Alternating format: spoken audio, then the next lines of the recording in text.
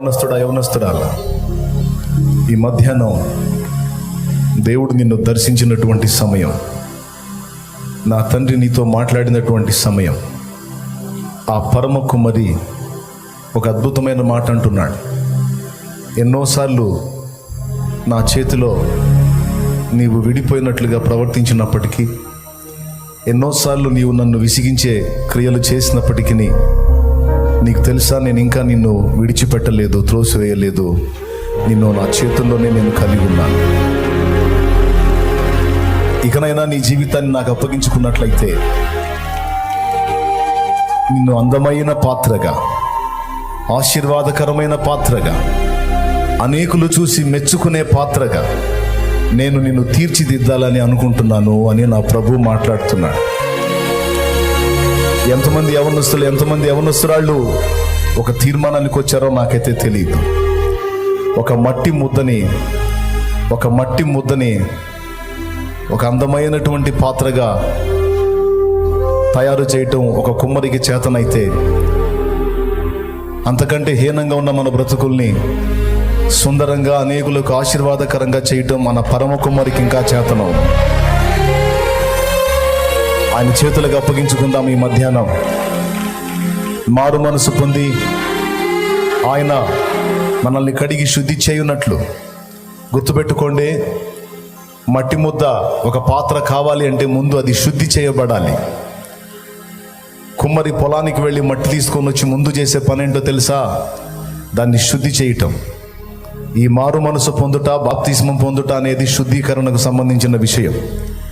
ఎప్పుడైతే యవన బిడ్డలారా, స్త్రీలారా, పురుషులారా, పెద్దలారా, వృద్ధులారా మీ జీవితాలను ఆయన చేతికి అప్పగించుకొని మారు మనసు పొంది బాప్తిస్మం పొందుతారో, శుద్ధీకరణ కార్యక్రమం పూర్తవుతుంది.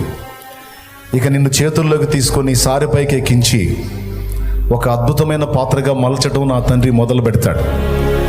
ఆ కార్యక్రమానికి మొదటి మెట్టు నీవు మారు మనసు పొంది ప్రభు మాటకు విధేయత చూపి, నీ పాపములు, పితరుల దోషాలన్నీ కూడా నీ మీద ఉన్నాయి, అవన్నీ కడగబడు నిమిత్తం, శుద్ధీకరించబడు నిమిత్తం నీవు బాప్తిస్మం పొందటం ఎంతైనా అవసరం. రేపు మధ్యాహ్నపు కూటమిలో బాప్తిస్మ కార్యక్రమం ఉంటుంది. ఈరోజు సిద్ధపడిన వాళ్ళందరూ కూడా ప్రార్థనలో ఉండండి. మీ ప్రతి పాపము, దోషము ఒప్పుకోండి, ప్రభు పాదాలు పట్టుకోండి. ప్రభువా, నీ చేతికి నా జీవితాన్ని అప్పగించుకుంటున్నాను, పరమ కుమారి నన్ను ఆశీర్వాదకరంగా మార్చమని, మలచమని ప్రార్థన చేస్తూ, దోషాలు ఒప్పుకుంటూ ఈవేళ ప్రభు ప్రార్థనలో ఉండండి. రేపు ఈ వేళకు దేవుని చిత్తమైతే బాప్తిస్మ కార్యక్రమం ఉంటుంది. ప్రార్థన. పరిశుద్ధుడైన మా తండ్రి, ప్రేమ స్వరూపేగు దేవా, నీకు స్తోత్రములు. మా బిడ్డలందరినీ నీ చేతులకి అప్పగిస్తున్నా, నన్ను నేను కూడా నీ చేతులకి అప్పగించుకుంటున్నా. ఈవేళ నీవు నాతో మాట్లాడావు, నా హృదయాన్ని సంధించావు. నీకు కృతజ్ఞతలు. నన్ను నీ చేతుల్లో నుంచి త్రోసివేయక, విసిరివేయక, ప్రేమతో నన్ను చేర్చుకొని సుందరంగా తీర్చిదిద్దటానికి, పనికి మాలిన వ్యర్థతను తొలగిస్తున్నందుకై నీకు వందనాలు, స్తుతులు, స్తోత్రాలు, కృతజ్ఞతలు చెల్లిస్తున్నాను. అవును తండ్రి, అప్పగించుకుంటున్నాం, మేమందరం అప్పగించుకుంటున్నాం. మా బ్రతుకులను హృదయపూర్వకంగా నీ చేతులకు అప్పగించుకుంటున్నాం. మమ్మల్ని నా ప్రభువా నీ వశమందుంచుకొని నిలువెల్లా మమ్మల్ని నీ రక్తముతో కడిగి పరిశుద్ధపరిచి, మాలో పనికి మాలిన చెడ్డ తీగలను, చేదైన వేర్లను కత్తిరించండి. యేసు నామములో మమ్మల్ని జల్లించండి, జల్లెడబోయండి. మాలో ఉన్నటువంటి రాళ్ళు, ముళ్ళు, సీస పెంకులు, గాజు మొక్కలు మొత్తం తొలగించి మమ్మల్ని శుభ్రపరచండి. యజమానుడా, పరమ కుమారి, నీవు వాడుకొనుటకు అర్హమైన పాత్రగా మమ్మల్ని అందరినీ సిద్ధపరచండి. నీ దాసుని ద్వారా మాతో మాట్లాడినందుకే నీ కృతజ్ఞతలు చెల్లిస్తున్నా. స్పష్టంగా మాట్లాడావు, పరిశుద్ధాత్మ మాట్లాడావు. నీ స్వరము వినబడింది, మాకు మీ స్వరము వినబడింది. ఎన్ని జీవితాలు నీ తట్టు త్రిప్పబడ్డాయి, ఆ జీవితాలు ఇది మొదలుకొని ఆశీర్వదించబడునుగాక, ఆశీర్వాదకరమగునుగాక. ఇక ముందున్నటువంటి కూటాలలో కూడా నీ సన్నిధి మాకు తోడుగా ఉంచి, నీ బలమైనటువంటి వాక్కును వెదజల్లి మమ్మల్ని మండించమని స్తుతియు, మహిమయు, ఘనతయు నీకే చెల్లిస్తూ, ఈ మొదటి రోజు కూటమిని అద్భుతంగా జరిగించినందుకు కృతజ్ఞతలు చెల్లిస్తూ యేసు నామములో నిన్ను మహింపరచుకుంటున్నాం తండ్రి. ఆమేన్. కూర్చుందామా ఒక్క నిమిషం. కూర్చుందాం ఒక్క నిమిషం. దేవుడు మంచి విషయాలను ఈరోజు మనతో మాట్లాడాడు, చాలా స్పష్టంగా నాతో మాట్లాడాడు. నేను హ్యాపీగా ఫీల్ అవుతున్నా. కళ్ళు చూడు.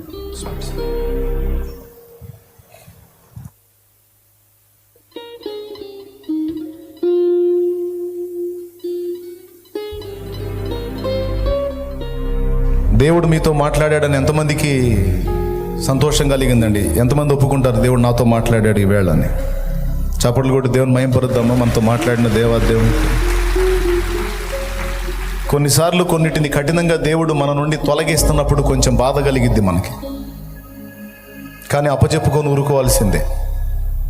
ఎందుకు ప్రభా ఇలా చేస్తున్నావు అంటే, ఆ తీగ పనికిరాదు, అది నీతో ఉండకూడదు, అది కట్ అవ్వాలి అంతే. కొన్నిటిని కట్ చేస్తాడు, మనకు దూరం చేస్తాడు. కొన్ని పరిస్థితులను మన జీవితంలోకి రానిస్తాడు. కానీ ఒక్కటి మాత్రం గుర్తుపెట్టుకోండి, ఆయన 100కి 100% మనల్ని ప్రేమిస్తున్నాడు కాబట్టి కొంతమందిని మన నుండి తొలగిస్తాడు, కొంతమందిని మనకు యాడ్ చేస్తాడు. ఇది కూడా గుర్తుపెట్టుకోండి. దేవుడు నమ్మదగిన వాడు. నువ్వు ఆయన చేతికి అప్పగించుకున్నావు గనక నిన్ను వదిలిపెట్టే ప్రసక్తి లేదు. దేవునికి మహిమ కలుగునుగా. హల్లెలూయా.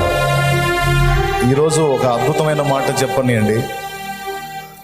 ఇంతవరకు ఈ మెట్టుకి నేనైనా, అన్నైనా, మీరైనా, మనందరం అయినా రాగలిగాం, ఉన్నాం, నిలిచి ఉన్నామంటే కారణం ఏంటో తెలుసా? అది మన ప్రతిజ్ఞ, మన తీర్మానం, మన పట్టుదల కాదు. మనల్ని ఒక దారి చెయ్యాలి అని అది ఆయన పట్టుబట్టాడు. పట్టుదల ఎవరిదో తెలుసా? ఆయనది.